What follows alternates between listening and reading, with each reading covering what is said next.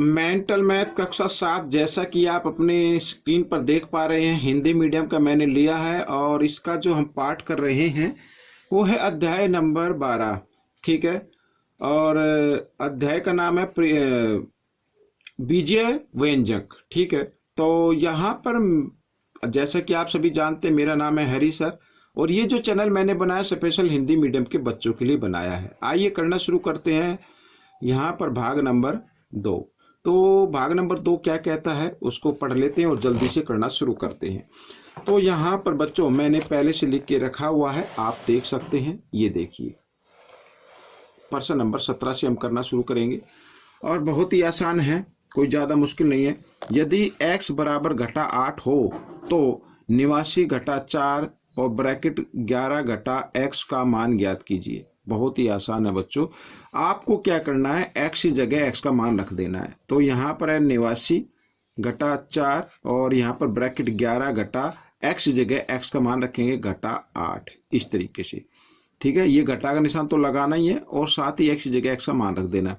अब घटा घटा क्या हो जाते हैं बच्चों, जमा हो जाती है। ये जमा का निशान मैं चेंज कर देता हूँ। ठीक है, यहीं पे। तो अब देखो, सबसे पहले आपको क्या करना है, ब्रैकेट को हल करना है। यहाँ पर 89 घटा 4 और 11 और 8 होता है बच्चों 19, और क्योंकि 4 और ब्रैकेट के बीच में कोई निशान नहीं तो गुणा यहाँ पर इस तरीके से। तो 89 आगे 89 घटा 19 चौक 76। ठीक है, अब आप इसको घटा दे। 9 में से 6 गए 3, 8 में से 7 गया 1, ये आपका उत्तर बन गया। ठीक है, आइए प्रश्न नंबर 18। तो प्रश्न नंबर 18 में क्या कहा है, ये भी आसान है। a की 2 जमा b की 2 में क्या जोड़ा जाए कि a घटा b की 2 प्राप्त हो। अब ये क्या है, हमारा उत्तर है। ठीक है, तो देखो बिल्कुल वैसे ही जैसे मान लो मैं कहूं कि 15 में क्या जोड़ा जाए, जोड़ने पे तो 15 से ज्यादा ही नंबर आएगा ना, ताकि हमारा उत्तर क्या बन जाए, 20 बन जाए।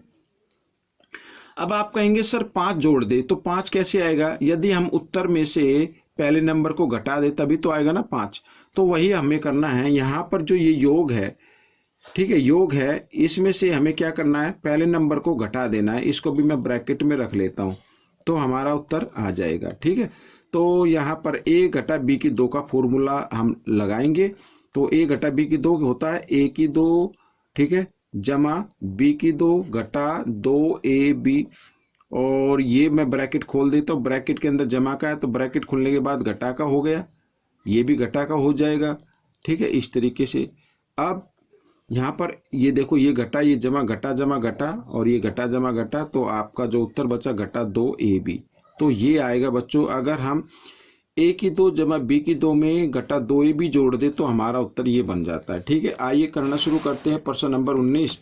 तो प्रश्न नंबर 19 भी आसान है। a की 2 जमा b की 2 घटा 2ab में क्या जोड़ा जाए।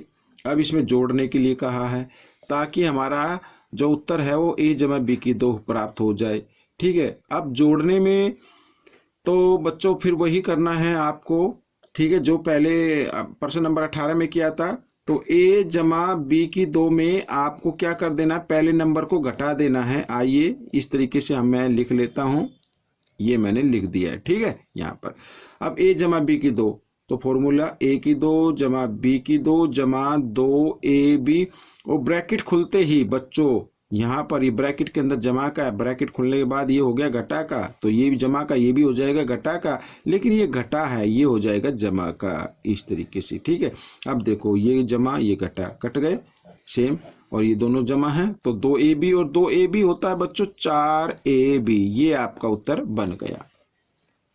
ऐसे करना है आपको। ठीक है, अब प्रश्न नंबर 20, ये भी बहुत ही आसान है, थोड़ा सा कंफ्यूज करने के लिए दे दिया है। घटा 1/2p घटा 1/2q का मान बताओ यदि q घटा p बराबर 32 हो। ठीक है, क्या लिखा, q घटा p बराबर 32 हो। तो सबसे पहले हमारे पास यहाँ पर दिया हुआ, तो आप क्या करेंगे, दोनों में ना 1/2 आप कॉमन ले ले, तो यहाँ पर क्या बचा, p घटा q बच गया। ठीक है, लेकिन यहाँ पर देख रहे हैं हम, तो q तो जमा का है और p घटा का है, यहाँ पर उल्टा है। तो आपको क्या करना है मैं आपको बताता हूँ। आप इसमें से ना घटा का निशान कॉमन ले लीजिए। ये घटा का निशान मैंने बाहर निकाल लिया है। अगर घटा का निशान बाहर निकाल लेते हो तो ये जमा का हो जाएगा और फिर p घटा का हो जाएगा, इस तरीके से लिख सकते हैं ऐसे।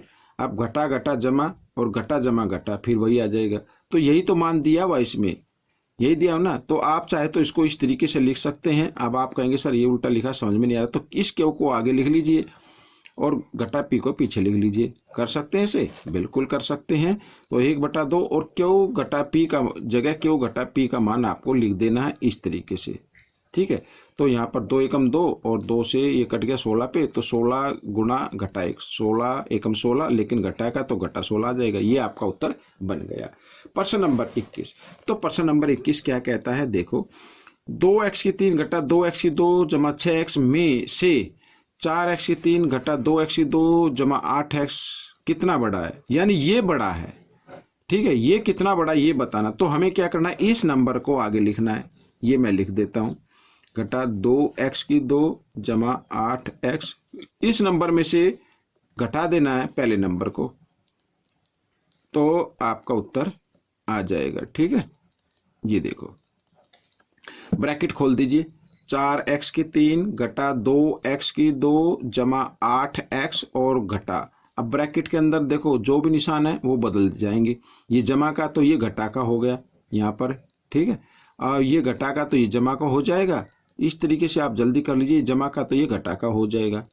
अब देखो एक जैसे पद जो है वो आप कर सकते हैं, मतलब x की 3, 4x की 3 और 2x की 3, घटा जमा घटा, तो 4 में से 2 घटा देंगे, 2x की 3, एक तो ये आ गया, घटा 2x की 2 और जमा 2x की 2, ये तो घटा जमा घटा होते हैं, ये तो हट गए यहाँ से। 8x घटा 6x, 8x में 6x घटा दीजिए, 2x आ जाएगा, लेकिन बड़े नंबर के सामने जमा इसलिए जमा 2x आ जाएगा।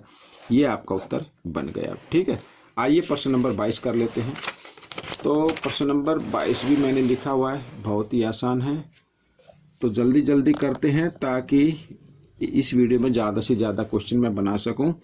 3x जमा 5 और 5x जमा 3 के योगफल में x का गुणांक बताना है। योगफल में तो योग कर लीजिए बच्चों आप, इसमें ये योग के लिए योग का निशान लगा दिया और इस तरीके से। तो एक जैसे पद तो ये हुए ना, 5x, ये 5x और 3x, 8x और 8 जमा 3, यानी हो गया, और सॉरी 5 जमा 3 8। तो हमें बताना x का गुणांक। x का गुणांक क्या है, यहाँ पर लिख देते हैं, x का गुणांक, x का गुणांक है बच्चों 8। ये आपका उत्तर बनेगा, ठीक है। प्रश्न नंबर 23। तो प्रश्न नंबर 23 क्या कहता है, ये देख लेते हैं। 5x की 2 घटा जमा 2y की 2 घटा 7y जमा 2x जमा 9 में x की 2 और y की संख्यात्मक गुणांक का गुणनफल ज्ञात करो। x की 2 यहाँ पर रहा बच्चों, ये रहा, ठीक है। इसका संख्यात्मक गुणांक लेना है, तो यहाँ पर इसका गुणांक ले लेते हैं 5, ठीक है। यही तो है ना गुणांक। फिर लिखा y का गुणांक ये ले लेते हैं, ये y है ना, तो और इसका गुणनफल बताना। गुणनफल के लिए गुणा का निशान घटा 7, इसका गुणांक हो गया y का ये, तो 5 सत्ते 35, तो ये आ गया घटा 35। तो ये आपका उत्तर बनेगा, ठीक है। बिल्कुल आसानी से इसको एक बार समझ में ना, दोबारा फिर देखिए तो आपके समझ में जरूर आएगा। अब प्रश्न नंबर 24, सरल कीजिए। सरल करना है बच्चों, यहाँ पर हम देख रहे हैं 4ax घटा 3by और यहाँ पर 4ax जमा 3by। अब यहाँ पर हम देखें तो a घटा b और a जमा b की फॉर्म में लिखी हुई है ये नंबर, ठीक है ना। तो a घटा b a जमा b इक्वल होता है a की 2 घटा b की 2, ठीक है। तो हमें भी इस क्वेश्चन को a की 2 घटा b की 2 में रख देना है। तो 4ax यहाँ पर a की 2 घटा 3by b की 2, इस तरीके से। तो बच्चों ये आपका उत्तर बनेगा। और मैं चाहूंगा कि आप इसको थोड़ा एक्सपेंड करके लिखिए, यानी 4 को 2 बार गुना किया 16, a को 2 बार किया a की 2 x की 2, इस तरीके से घटा 3 को 2 बार गुणा करेंगे तो 9 आ जाएगा, और b को 2 बार गुणा करेंगे b की घात 2, और y को भी 2 बार किया y की घात 2, ये आपका उत्तर बन गया। तो इस तरीके से करना बहुत ही आसान है। अब प्रश्न नंबर 25 को हम हल कर लेते हैं। x की 2 घटा y की 2 का मान ज्ञात कीजिए यदि x बराबर 2 और y बराबर घटा 2 हो। तो यहाँ पर x की जगह x का मान रख देते हैं 2, तो 2 की घात 2 घटा y की जगह y का मान रख देते हैं घटा 2 की घात 2, इस तरीके से। 2 को 2 बार गुणा किया 4 आ गया, ठीक है। घटा का निशान, घटा 2 को 2 बार गुणा करेंगे तो 4 आएगा जमा का, ठीक है। और ये अब देख रहे हैं तो ये घटा हो गया, ये जमा हो गया, घटा जमा घटा, तो बच्चों ये 0 आपका उत्तर बन गया। प्रश्न नंबर 26। तो प्रश्न नंबर 26 में भी कोई ज्यादा मुश्किल नहीं है। तो x की 3 जमा y की 3 का मान ज्ञात कीजिए। यदि x बराबर 4 और y बराबर घटा 3 हो तो x की जगह x का मान रखना है बस आपको यहाँ पर। तो 4 की घात 3 जमा y की जगह y का मान रख दीजिए घटा 3 की घात 3, इस तरीके से। ठीक है, तो 4 को 3 बार गुणा करें, 4 गुणा 4 गुणा 4, ऐसे 4 चौक 16 चौके 64, 64 आ गया। और यहाँ पर जमा 3 को 3 बार गुणा करना है तो 27 आ जाएगा। लेकिन क्योंकि घात इसकी क्या है, विषम संख्या, तो घटा का आएगा बच्चों इस तरीके से। आइए 64 और ये घटा जमा घटा 27। अब घटा दो आप, 4 में से 7 नहीं जाएंगे, यहाँ के से 1 हासिल लेंगे। 14, 14 में से 7 गए 7, यहाँ पे रह गया 5 में से 2 गया 3, ये आपका उत्तर बन गया। आइए प्रश्न नंबर 27 कर लेते हैं, और ये रहा प्रश्न नंबर 27। ठीक है, आइए यहाँ पर क्या कहता है प्रश्न कर लेते हैं। 5x की 2 घटा 3x तथा 2x जमा 3 के योग में 2x की 2 घटा 3x जमा 1 का योग ज्ञात करो। इसके योग में इसका योग ज्ञात करना, उसमें फिर ये जमा कर देना है। तो मैं तो चाहूंगा कि तीनों को आप एक ही साथ जमा कर दें। ठीक है, तो 5x की 2 घटा 3x जमा 2x जमा 3 और जमा यहाँ पर ये जो आखिरी व्यंजक है इसको लिख दीजिए, ये 2 है घटा 3x जमा 1। ठीक है, अब देखो एक जैसे पद ये रहे, 5 और 2 7, 7x से 2 हो गया, और 3x घटा 3x और घटा 3x। ठीक है, यहाँ पर ये घटा 3 और घटा 3 कितना होता है, घटा 6 हो गया। मैं इधर कर लेता हूँ, घटा 6x हो गया। और यहाँ पर साथ में ये दिया हुआ है 2x भी दिया हुआ है, ये जमा है तो जमा 2x, क्योंकि एक जैसे पद है तो घटा जमा घटा हो जाते हैं। 6 में से 2 गए 4, बड़े नंबर के सामने घटा इसलिए घटा का आ जाएगा 4x, इस तरीके से। और 3 और 1 4। ठीक है बच्चों, ये इसका योग हो गया। तो बच्चों ये प्रश्न आपका हल हो गया है। प्रश्न नंबर 28 कर लेते हैं।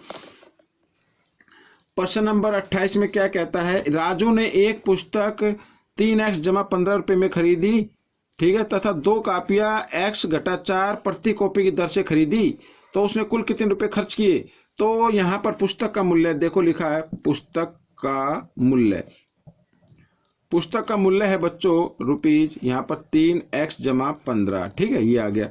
अच्छा, यहाँ पर ये जो मूल्य दिया ना, ये एक कापी का है, खरीदी कितनी 2, तो 2 कापियों का मूल्य, तो 2 कापियों का मूल्य क्या होगा, यहां पर जो मूल्य दिया हो ना x घटा 4, इसको ना आप 2 से गुणा कर दे, यानी 2x, 2 को 4 से करेंगे गुणा, घटा का निशान यूं करें, 2 चौक 8, तो ये आ गया। फिर पूछा है कुल कितने रुपए खर्च किया, तो कुल खर्च, यहां पर कुल खर्च का मतलब आपको जमा करना है, पुस्तक का मूल्य जमा कापी का मूल्य, इस तरीके से। तो 3x और 2x 5x और 15, ये जमा ये घटा है, घटा जमा घटा, 15 में से 8 गए 7, तो बड़े नंबर के साथ सामने जमा का है तो इस जमा का 7 आ जाएगा। बच्चों इतना रुपए उसने खर्चा किया, ये आपका उत्तर बन गया। अब इस भाग का आखिरी प्रश्न हम कर रहे हैं बच्चों, प्रश्न नंबर 29।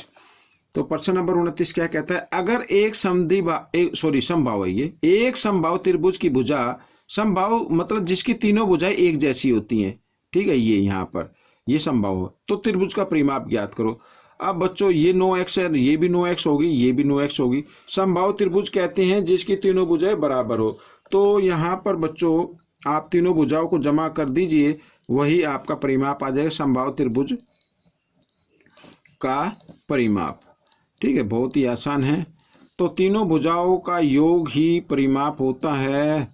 ठीक है, इस तरीके से 9 और 9 9 कितना हो गया बच्चों, 27x। यहाँ पर बच्चों और कोई वो तो लिखा नहीं सेंटीमीटर, तो हम इसे इकाई लिख देते हैं। ठीक है, इस तरीके से बच्चों ये आपका प्रश्न हल हो गया है। आपको ये वीडियो कैसी लगी मुझे जरूर बताना, और हाँ, इसमें से सीखकर दूसरों को जरूर सिखाना। मिलेंगे अगले भाग पर, तब तक के लिए आप वीडियो को देखते रहे। मेरी वीडियो देखने के लिए धन्यवाद।